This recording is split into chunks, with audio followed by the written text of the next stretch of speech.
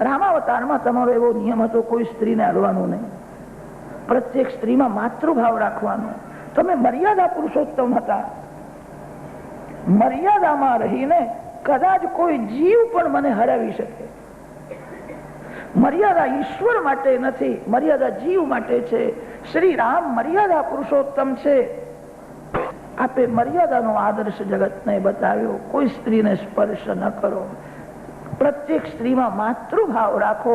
રામ રાવણને મારવા માટે આવ્યા નથી, રામ જગતને શિક્ષણ આપવા માટે, માનવ ધર્મ સમજાવવા માટે રામ આવ્યા છે. રામાવતારમાં મારી હાર તો થઈ, પણ મારા મનમાં થોડી શંકા રહી ગઈ છે. આપ મર્યાદામાં રહેતા હતા કે ભાઈ તારી શું ઈચ્છા છે? ત્યારે કામદેવે કહ્યું, ખુલ્લા મેદાનમાં અનેક સ્ત્રીઓ સાથે તમે રમો. મારી એવી ઈચ્છા છે, શરદ પૂર્ણિમા હોય, પૂર્ણિમાની મધ્યરાત્રિ હોય, પૂર્ણ ચંદ્રનો ઉદય થયો હોય, શરદ ઋતુ કામને મદદ કરનારી છે. કામદેવે આ સમય માગ્યો હતો. અશ્વિન મહિનો હોય, પૂર્ણિમા હોય, મધ્યરાત્રિનો સમય થયો હોય, મર્યાદા છોડીને ખુલ્લા મેદાનમાં તમે અનેક સ્ત્રીઓ સાથે રમો અને તે સમયે આકાશમાં ઉભો થઈને હું તમને બાણ મારું. પ્રભુએ કામદેવને આજે બોલાવ્યો છે, આવી જા, આકાશમાં ઉભો થઈને મને બાણ માર. કામ બાણ મારે છે. શ્રી કૃષ્ણને કામનો સ્પર્શ થતો નથી. રાસલીલામાં ભગવાનના માટે અચ્યુત નામ આવ્યું છે. આત્મની અવરુદ્ધ સૌરત. અચ્યુત, જેને કામનો સ્પર્શ થયો એ સ્વરૂપથી નીચે પડે છે. જે સ્વરૂપથી નીચે પડ્યો એને સંસ્કૃત ભાષામાં ચ્યુત કહે છે. ન ચ્યુત અચ્યુત, જેને કોઈ દિવસ કામનો સ્પર્શ થતો નથી. કામદેવને કહ્યું, બેટા આવી જા. આકાશમાં કામદેવ ઉભો છે, ગોપીઓ સાથે શ્રી કૃષ્ણ રાસ રમે છે અને કામદેવ બાણ મારે છે. કામદેવની હાર થઈ, શ્રી કૃષ્ણની જીત થઈ. કામદેવ આવીને સાષ્ટાંગ પ્રણામ કરે છે, આપ ઈશ્વર છો. રાસલીલામાં કામદેવને હરાવ્યો, તેથી ભગવાનનું નામ પડ્યું છે મદન મોહ. મદન શબ્દનો અર્થ છે કામ. કામદેવને આશ્ચર્ય થયું. શરદ ઋતુ, પૂર્ણિમાની રાત્રિ અને મધ્યરાત્રિના સમયે અનેક ગોપીઓ સાથે રમે છે. મર્યાદા છોડીને રમ્યા છે. મર્યાદા જીવ માટે છે, મર્યાદા ઈશ્વર માટે નથી. આ શ્રી કૃષ્ણનો કામ વિજય છે. શ્રી કૃષ્ણ દેવ નથી, શ્રી કૃષ્ણ સર્વ દેવોના દેવ પરમાત્મા છે. રાસલીલાની કથા સાગર જેવી છે. થોડી ઘડિયાળમાં પણ નજર રાખવી જ પડે છે.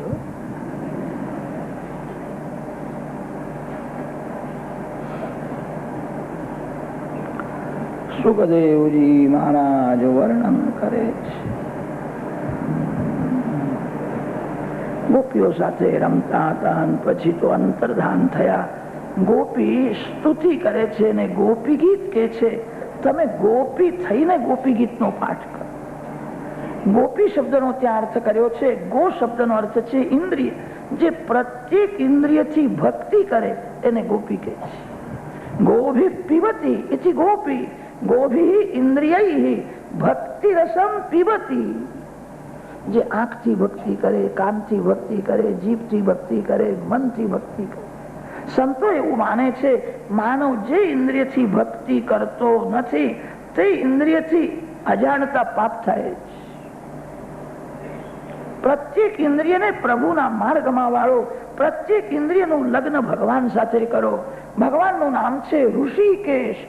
ઋષિક શબ્દનો અર્થ છે ઇન્દ્રિય. એના માલિક પરમાત્મા છે. માનવ જે ઇન્દ્રિયથી ભક્તિ કરતો નથી તે ઇન્દ્રિયથી કામ અંદર ઘૂસી જાય છે. કામને અંદર આવવા દેશો નહીં. કામ અંદર આવી જાય તો એ શક્તિનો વિનાશ કરીને જ બહાર નીકળે છે. ગોપી ગોપી થઈને ગોપી ગીતનો પાઠ કરો. ગોપી ગીતમાં સંતો મહાત્માઓ પાગલ થયા છે. તે જન્મના તે વ્રજઃ વૈકુંઠાદપી અધિકંજયતિ. વૈકુંઠ કરતા પણ વ્રજ શ્રેષ્ઠ છે. વૈકુંઠમાં ભગવાન તો રાજાધિરાજ છે. ઘણા ભાગે ભગવાન વૈકુંઠમાં આરામ કરે છે. લક્ષ્મીજી ચરણની સેવા કરે છે.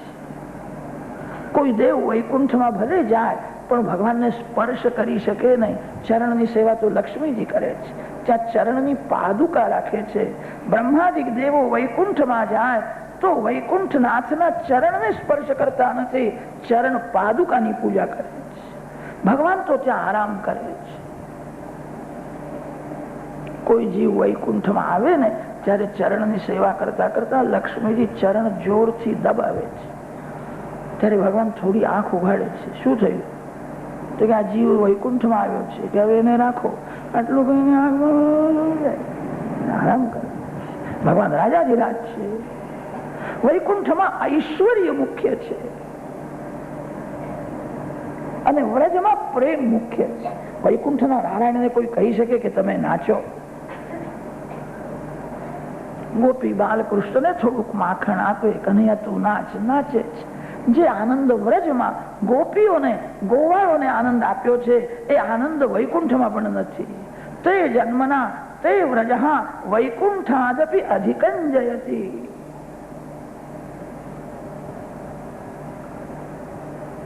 ગોપી પ્રેમથી સ્તુતિ કરે છે. ભગવાન પ્રગટ થયા છે. વૈકુંઠમાં ઐશ્વર્ય છે અને ગોકુળમાં પ્રેમ છે. જ્યાં પ્રેમ છે ત્યાં પડદો રહેતો નથી. ઐશ્વર્યમાં પડદો રહે છે. લક્ષ્મીજીને વૈકુંઠ કરતા પણ વ્રજ વાલું થયું. વ્રજ વાલું રે વૈકુંઠ નહીં. જે આનંદ વ્રજવાસીઓને આપ્યો છે એવો આનંદ વૈકુંઠમાં ક્યાં છે? ગોપી પ્રેમથી સ્તુતિ કરે છે. ભગવાન પ્રગટ થયા છે. ગોપીઓને કૃતાર્થ કરે છે. સુખદેવજી મહારાજ વર્ણન કરે છે, રાજન, કામ એ રુદ્રોગ છે. કામ ભક્તિમાં વિઘ્ન કરે, કામ વ્યવહારમાં વિઘ્ન કરે.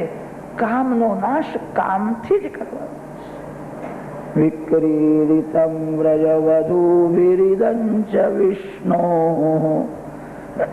શ્રદ્ધાન્વિતો નુશૃણુયાદથ વર્ણયેદ્યઃ ભક્તિં પરાં ભગવતી પ્રતિલભ્ય કામં રુદ્રોગમાશ્વપહિનોત્યચિરેણ ધીરઃ.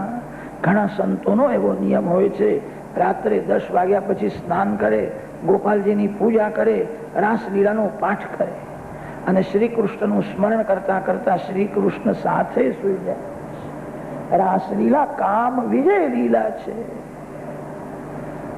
અનેક જન્મથી જીવને કામ મારે છે. કામ બહુ બળવાન છે.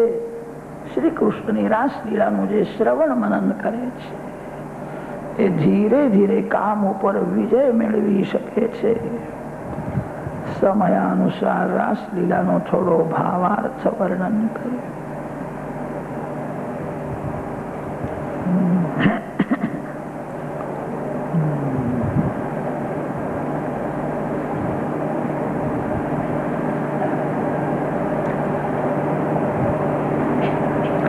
અરિષ્ટાસુર, વ્યોમાસુર, અનેક રાક્ષસોને ભગવાન સદગતિ આપે છે. એમનો ઉદ્ધાર કર્યો છે.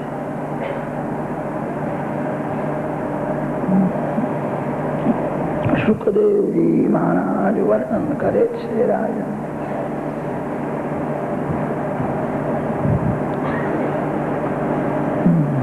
એક વાર નારદજી કંસ રાજાના ઘેર ગયા છે અને તે કંસ રાજાને નારદજીએ કહ્યું, હવે મને ખબર પડી, ખાસ હું તને કહેવા આવ્યો છું. હવે મેં સાંભળ્યું નંદ બાબાના ગોકુળમાં જેને લોકો કન્હૈયો કન્હૈયો કે છે એ દેવકીનો 8મો છે. એ જ તારો કાળ છે.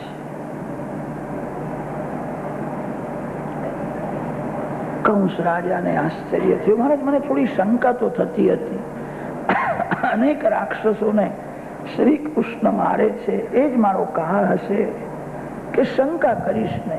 મને આવડે ખબર પડી જશે, હું તને લાગણીથી કહેવા આવ્યો છું.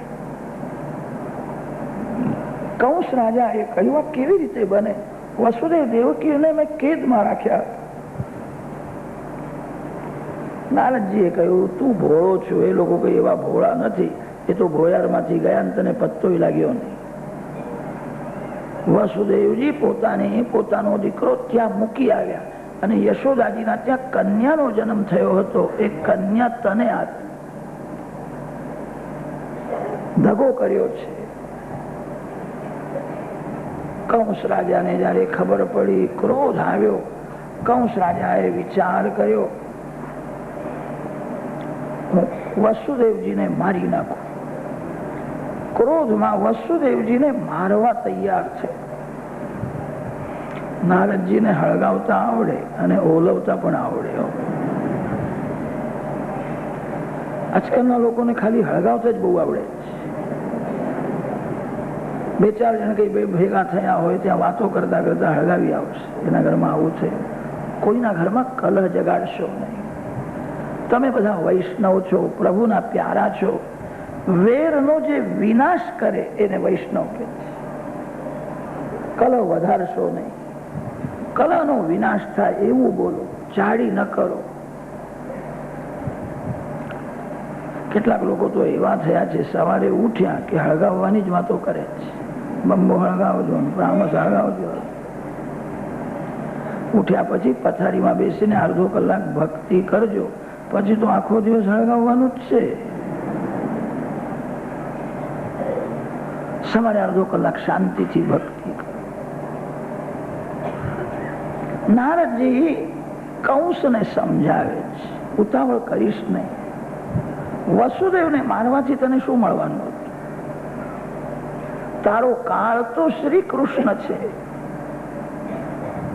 શ્રી કૃષ્ણને મારવાનો તું પ્રયત્ન કર. હજુ બહુ મોટો નથી, અવડે જ 10 વર્ષ પૂરા થયા છે, 11મું વર્ષ એને બેઠું છે. હોશિયાર પણ નાનો છે, બાળક છે. તું તારા કાળને મારવાનો પ્રયત્ન કર. કંસને સમજાવી નારદજી ત્યાંથી ઉઠ્યા. તે ગોકુળમાં ગયા છે. બાલકૃષ્ણલાલને વંદન કરીને કહ્યું, બધી તૈયારી કરીને આવ્યો છું. આવતીકાલે તમે મથુરા પધારશો, કંસને મારશો, પછી તમે દ્વારકાના રાજા થવાના છો. અનેક રાણીઓ સાથે તમારું લગ્ન થશે અને પછી દ્વારકામાં તમારો ગ્રહસ્થાશ્રમ કેમ ચાલે છે તે જોવા માટે હું પછી આવીશ. તમારી કૃપાથી તમારી બધી લીલા હું જાણું છું. નારદજીએ ભગવાનની એક એક લીલાનું વર્ણન કર્યું. કંસને ચિંતા થઈ છે. મારો કાળ 11 વર્ષનો થયો. આ લોકોએ કપટ કર્યું. કંસ રાજા જે ચિંતામાં બેઠા છે. કંસના અખાડામાં મોટા મોટા પહેલવાનો રહેતા હતા અને તે પહેલવાનોએ સાંભળ્યું કંસ રાજાને ચિંતા થઈ છે. પહેલવાનો કંસ રાજાને મળવા માટે કંસ રાજાને સમજાવે, તમે બળવાન છો, દેવોને તમે હરાવ્યા છે. 10-11 વર્ષનો દીકરો તમને શું મારવાનો હતો? કેમ ગભરાવું? તમે જરાય ચિંતા ન કરો. તમારા કાળને તમે મથુરામાં બોલાવો તો એનો હાથ પકડીને હું એને અખાડામાં લઈ જાઉં અને માટી ભેગો હું એને માટી બનાવીશ. મારામાં 10,000 હાથીઓનું બળ છે. મારું વજન એને સહન થશે નહીં. તમારા કાળને હું મારવા તૈયાર છું.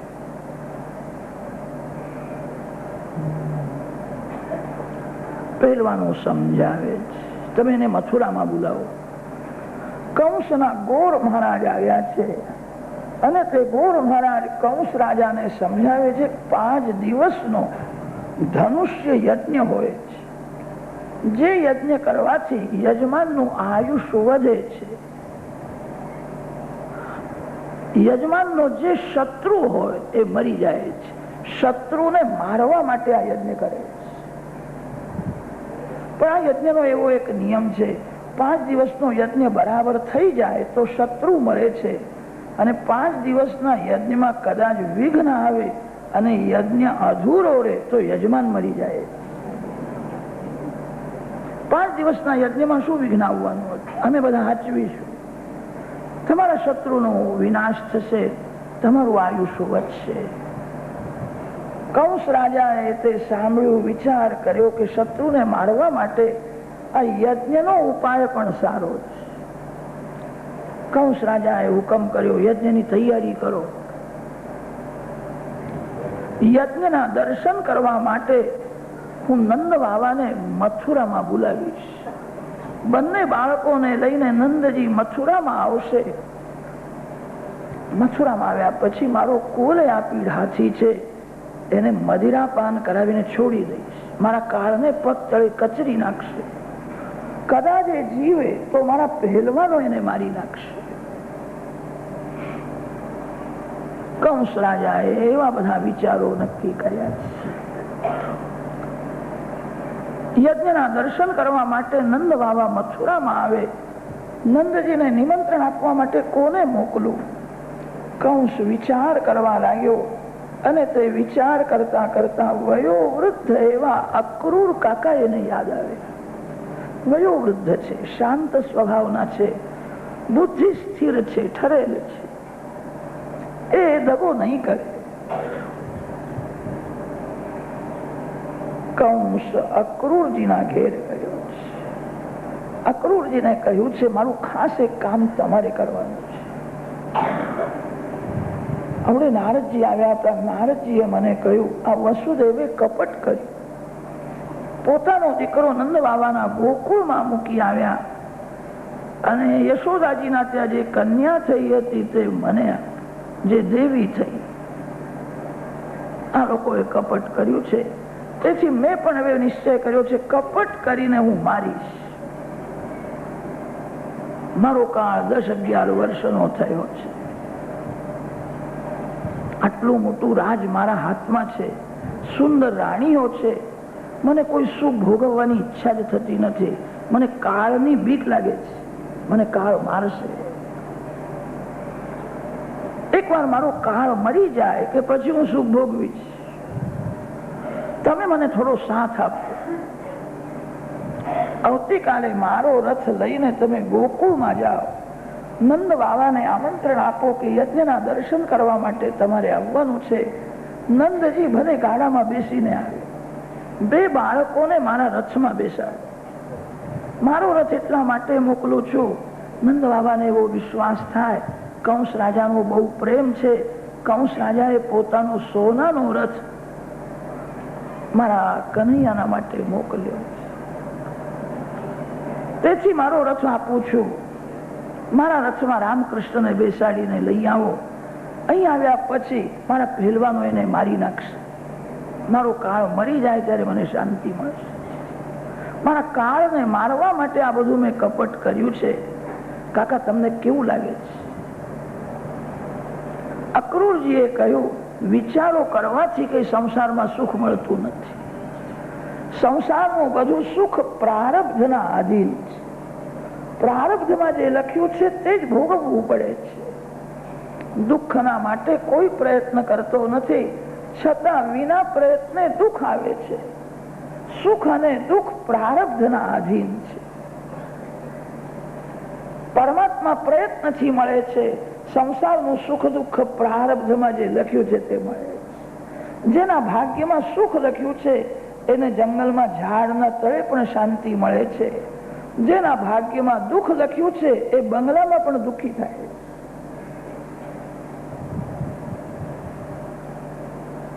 તમારી આજ્ઞા છે. હું આવતીકાલે અહીંથી જઈશ, પણ કાકા મારો આ ભેદ કોઈ જાણે નહીં, કોઈને કહેશો નહીં. કે ના, હું કોઈને નહીં. આવતીકાલે હું જઈશ. પરમ દિવસે રામકૃષ્ણને મથુરામાં લઈ આવ્યું. હવે તમે ચિંતા ન કરો. શ્રી કૃષ્ણ કંસના કાળ છે. જ્યારે સમય થાય છે ત્યારે જીવ કાળને બોલાવે છે. સમય થયા પછી માનવ મૃત્યુ પાસે જાય છે અથવા કાળને બોલાવે છે. કંસ શ્રી કૃષ્ણને મથુરામાં ન બોલાવે તો થોડા દિવસ જીવે એનો સમય થયો છે.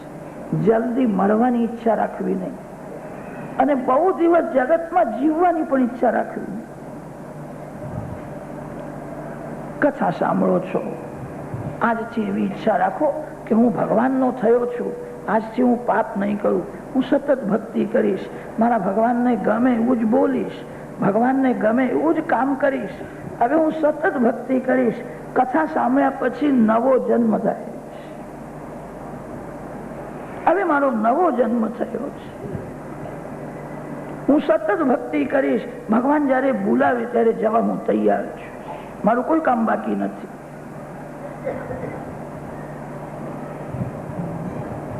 બહુ જીવવાની ઈચ્છા રાખવી નહીં અને જલ્દી મરવાની પણ ઈચ્છા રાખવી નહીં. ઈચ્છા એક જ રાખો, પાપ છોડીને હવે હું સતત ભક્તિ કરું. હવે હું ભગવાનનો થયો છું, કોઈ દિવસ પાપ નહીં કરું, સતત ભક્તિ કરું.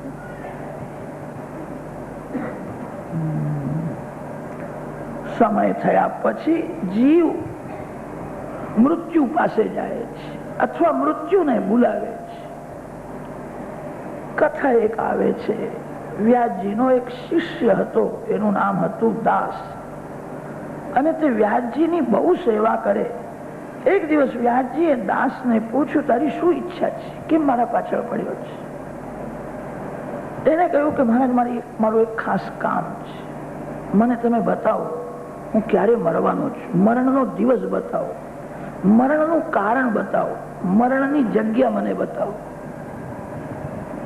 કયા દિવસે કયા કારણથી અને કયા સ્થાનમાં મારું મરણ થશે તે મને બતાવો. વ્યાસજીએ કહ્યું, એવા વિચારો નહીં કરો, આવું પૂછવું નહીં. મૃત્યુ માથે છે એ ધ્યાનમાં રાખીને ભક્તિ કરો.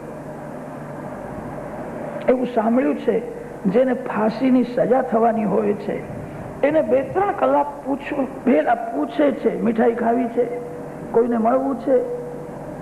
જે માણસ જાણે છે કે 2 કલાક પછી મને ફાંસીની સજા થવાની છે, મરવાનો છું, એ અંદરથી બહુ ગભરાયેલો રહે છે. એને સારી મીઠાઈ કોઈ આપે, એમને ખાવાની જરા ઈચ્છા થતી નથી. મૃત્યુ માથે છે તે યાદ રાખજો. મરણ સમીપમાં છે એવું સમજીને પાપ છોડો. મરણ સમીપમાં છે તે ધ્યાનમાં રાખીને સતત ભક્તિ કરો. હું ક્યારે મરીશ ને ક્યાં મરીશ એ વિચાર કરવાથી કઈ લાભ નથી. કોઈને એ ખબર પડતી નથી અને કદાચ ખબર પડે તેથી લાભ થતો નથી. જે પ્રારબ્ધમાં લખ્યું છે તે જ થવાનું છે, એમાં કોઈ ફેરફાર કરી શકે એમ નથી.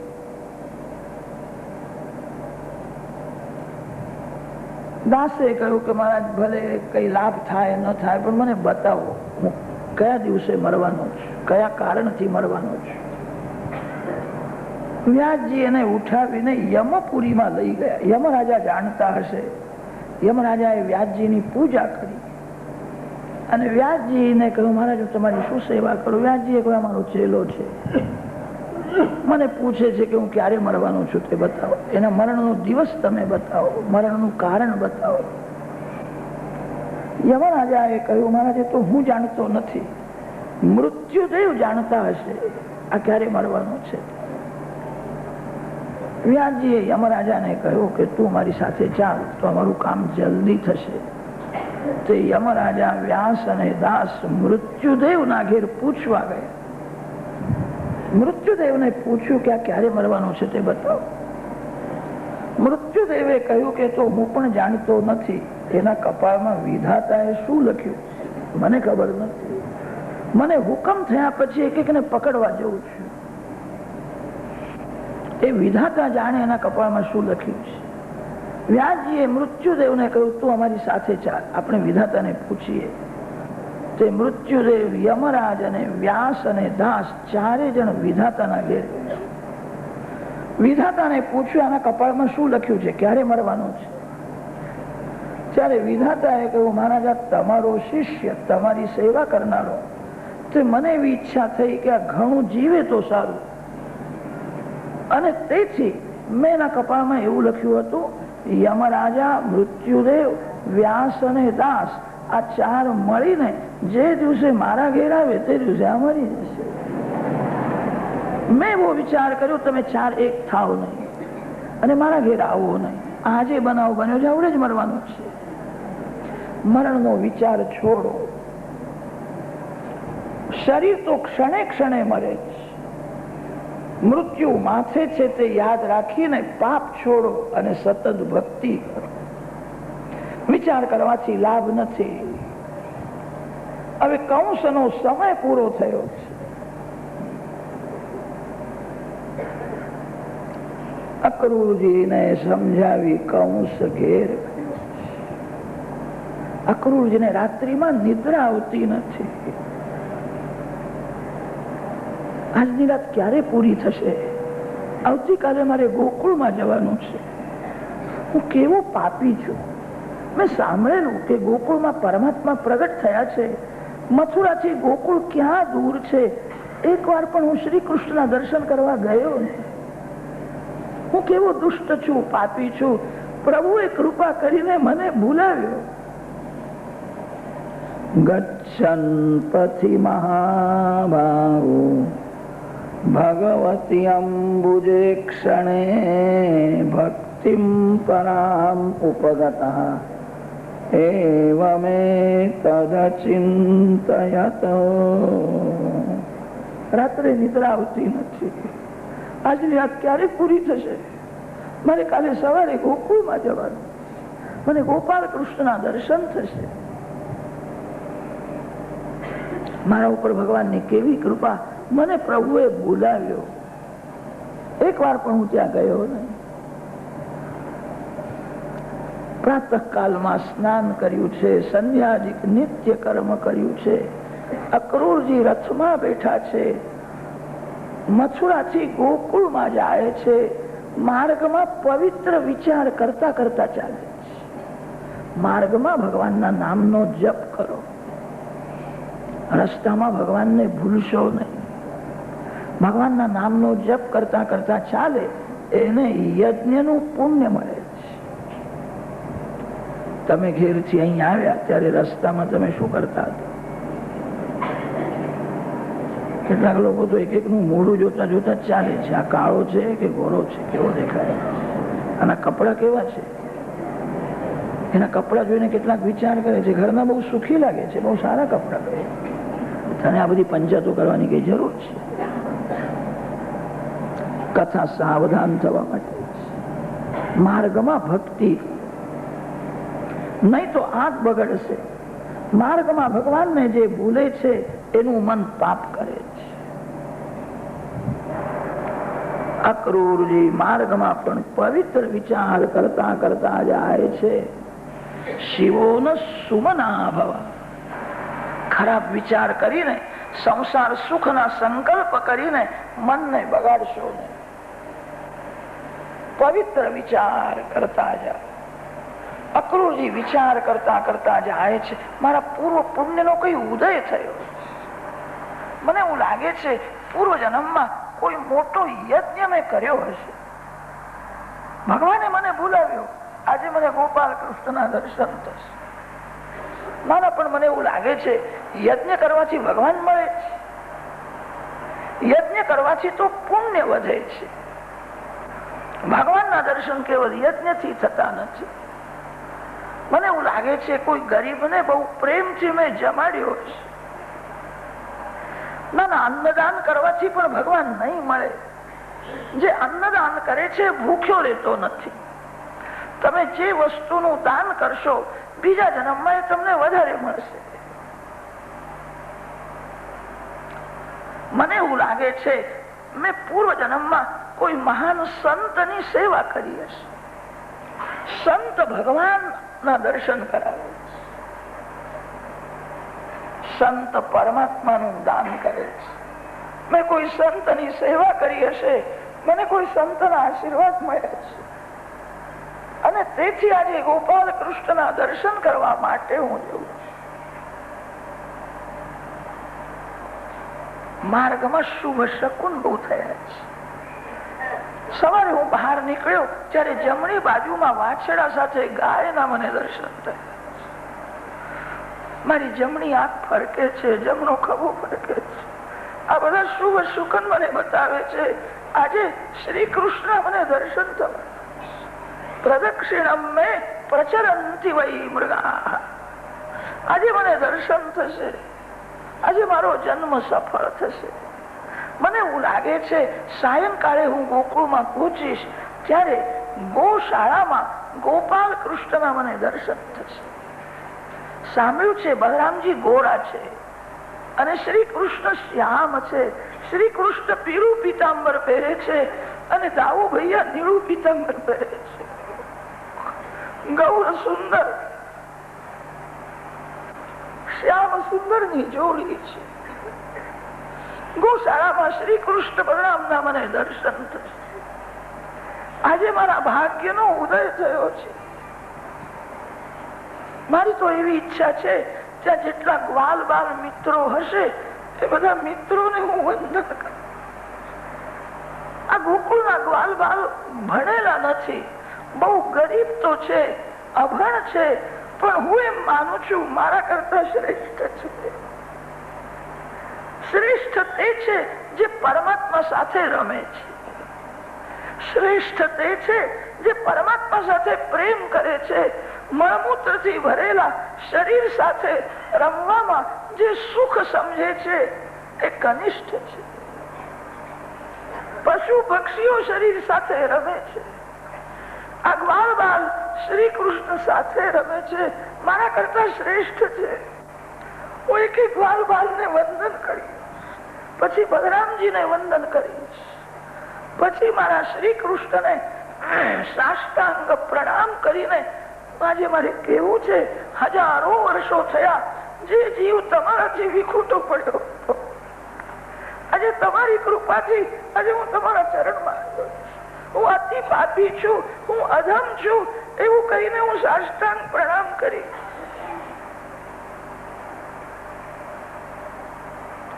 જયારે હું પ્રણામ કરું ત્યારે ભગવાનની નજર મારા ઉપર પડે તો સારું.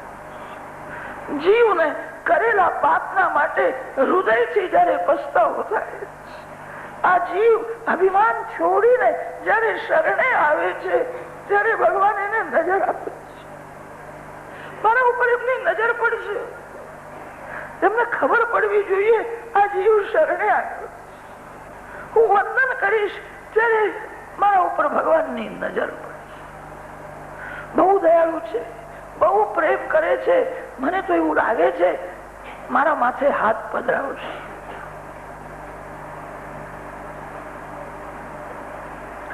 તન માર્ગમાં છે, મન ગોકુળમાં ગોશાળામાં પહોંચી ગયું છે. અક્રૂરજીને એવું દેખાય છે હું ભગવાનને વંદન કરું છું, ભગવાન મને જુએ છે, પ્રભુએ પ્રેમથી મારા માથે હાથ પધરાવ્યો છે. આવો વિચાર જ્યાં મનમાં આવ્યો તે પોતાનો જાત માથે મૂકી દીધો. હજુ તો માર્ગમાં છે, પવિત્ર વિચાર કરતા કરતા જાય છે, મારા માથે હાથ પધરાવશે. એ તો પરમાત્મા છે, હું લાયક તો નથી, પણ હું ઉંમરથી મોટો છું, હું વયોવૃદ્ધ છું. શ્રી કૃષ્ણ વસુદેવજીના પુત્ર છે અને હું વસુદેવજીનો મિત્ર છું. ઘણા વર્ષો થયા વસુદેવજી સાથે મારો સ્નેહ સંબંધ છે. હું એમના પિતાનો મિત્ર છું અને તેથી મને એવું લાગે છે મારું નામ લઈને મને નહીં બોલાવે. ભગવાન મને કાકા કહીને જ બોલાવે અને જયારે કાકા કહેશે ત્યારે મને બહુ બહુ આનંદ. આ જીવને માનની ભૂખ છે. પ્રભુના દરબારમાં જેને પરમાત્મા માન આપે છે એની જ આ ભૂખ શાંત થાય. જગતમાં બહુ માન મળે તેથી માનની ભૂખ શાંત થતી નથી. સંસાર સત્ય નથી, જગત ખોટું છે તો જગતમાં મળેલું માન પણ ખોટું. અંતકાળમાં મળેલા માનપત્ર સાથે આવતા નથી. તમારું કદાચ કોઈ અપમાન કરે એ અપમાન ખોટું માન. માન અને અપમાનની જેના મન ઉપર અસર થાય એ ભક્તિ કરી શકે. જેને માન મીઠું લાગે છે અને અપમાન જેને દુઃખ આપે છે એ ભક્તિ શું કરશે? માન અપમાન બંને મિથ્યા છે. માન અને અપમાનમાં મનને શાંત રાખો. માન મળે તો લાભ નથી. કદાચ કોઈ તમારું અપમાન કરે, તમારો વાળ વાંકો થવાનો નથી, તમારું જરાય નુકસાન નથી. મારે તો પ્રભુના દરબારમાં જવું છે. જગત સાથે મારો સંબંધ સાચો નથી. આજે મારો બ્રહ્મ સંબંધ થવાનો છે. આજથી હું ભગવાનનો થવાનો. ભગવાન મને કાકા કહીને બોલાવશે અને જયારે કાકા કહીને બોલાવશે ત્યારે મને બહુ બહુ આનંદ. પછી તો એમના આગળ હાથ જોડીને ઉભો રહે. મેં એવું સાંભળ્યું છે કોઈ પણ જીવ પ્રભુના સન્મુખ પ્રથમ જયારે આવે છે ત્યારે એક વાર એને બાથમાં લઈને ભેટી પડે છે.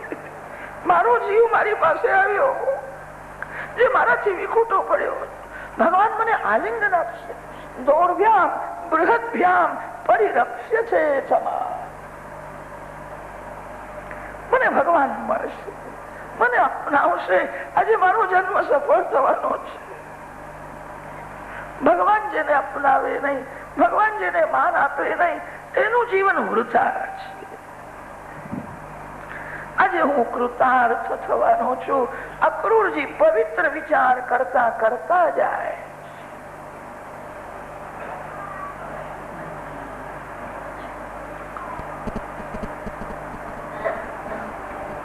નંદગામ પાસે અક્રૂરજી નો રથ આવ્યો છે.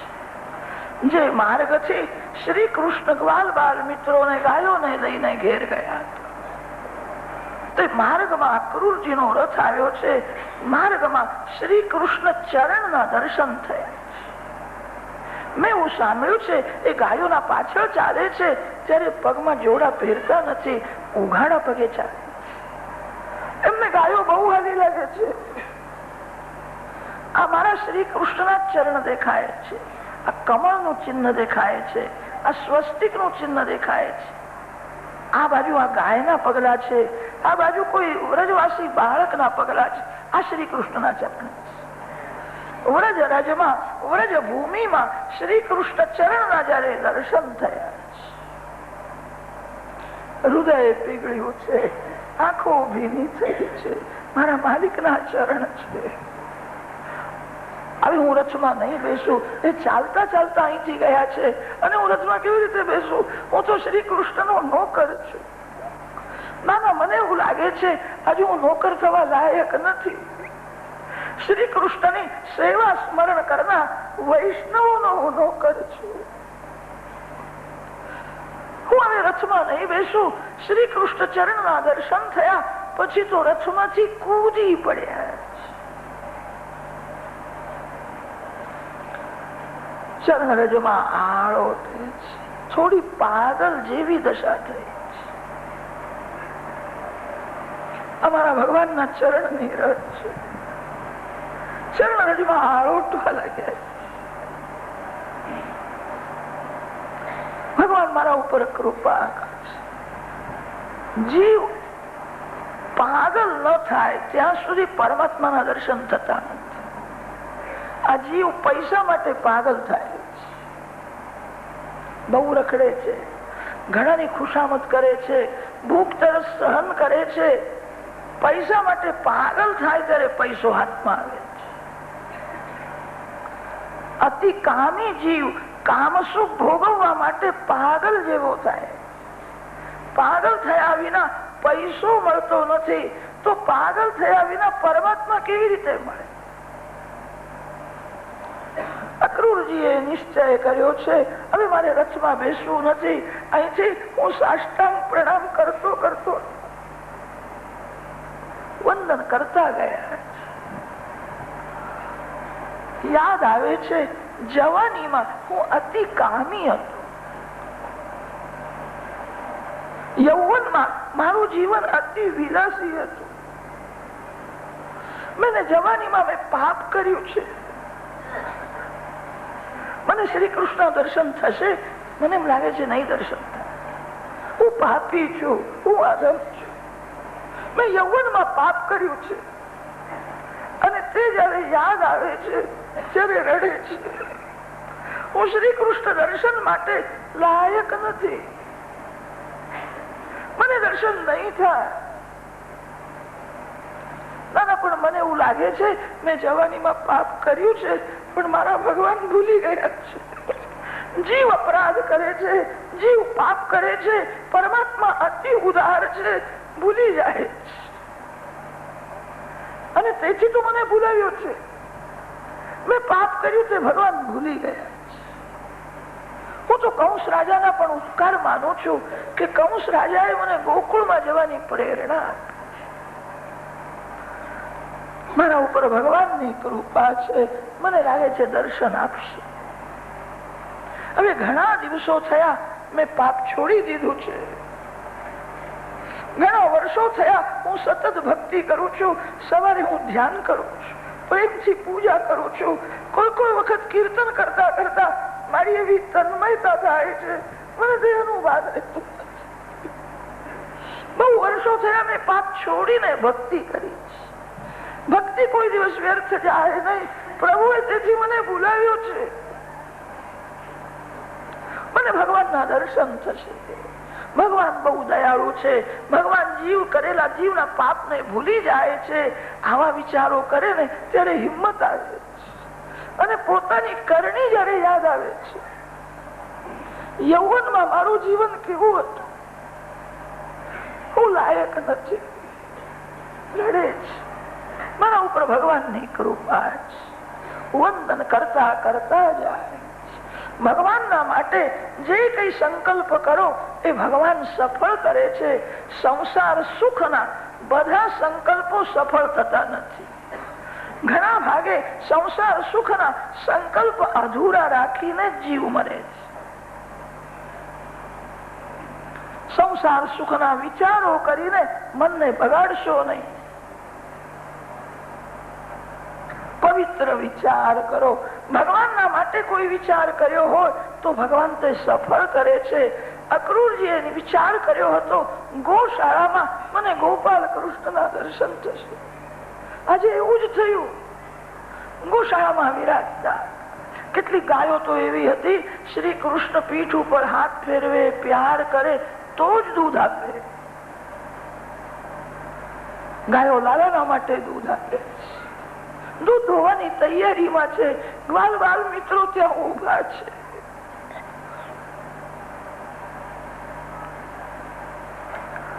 અક્રૂરજીને દૂરથી ગોપાલ કૃષ્ણના દર્શનમાં હૃદય પીગળ્યું છે. માર્ગમાં તો વિચાર કરીને આવેલા, હું ગોવાળોને વંદન કરીશ, બલરામજીને વંદન કરીશ, હું ભગવાનને કહીશ આ પાપી જીવ તમને શરણે આપીશ. ગોપાલ કૃષ્ણના દર્શન થયા પછી બધું ભૂલી ગયા. હૃદય ભરાયું છે. મુખમાંથી એક શબ્દ નીકળ્યો નથી. લાકડી જેમ ઢળી પડે તેમ શ્રી કૃષ્ણ ચરણમાં કૃષ્ણ કનૈયા સાષ્ટાંગ પ્રણામ કરે. બલરામજીએ કહ્યું છે કનૈયા અક્રૂરજી તને વંદન કરે.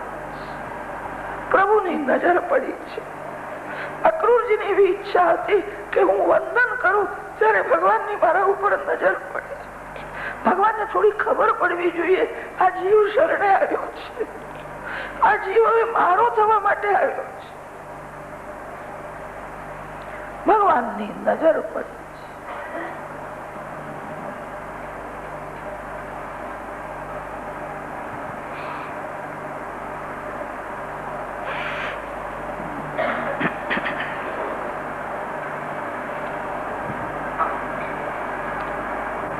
અક્રૂરજીની ભાવના હતી કે ભગવાન મારા માથે હાથ પધરાવે, મારા માથે હાથ પધરાવે ને તો હું માનીશ કે મને અપનાવ્યો છે, હું ભગવાનનો થયો છું. મારા માથે હાથ પધરાવે. આજે એવું જ થયું.